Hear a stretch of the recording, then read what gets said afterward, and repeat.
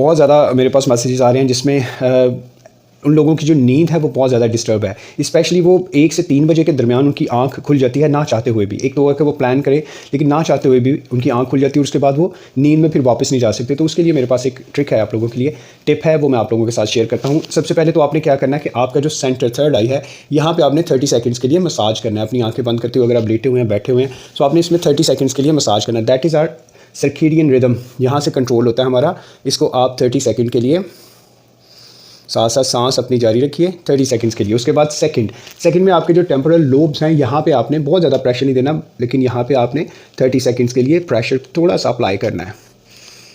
सांस को जारी रखिए फॉर 30 सेकंड्स, इसको आप कीजिए। और उसके बाद जो थर्ड नंबर पे आपका जो सर है, अब सर में क्या करना है आपने कि यहाँ पे टैपिंग कीजिए 30 सेकंड के लिए बिल्कुल सेंटर पे यहाँ पे, या फिर आप इसको मसाज कीजिए फॉर 30 सेकंड्स। सो ये 3 जो टिप्स हैं ये आप अप्लाई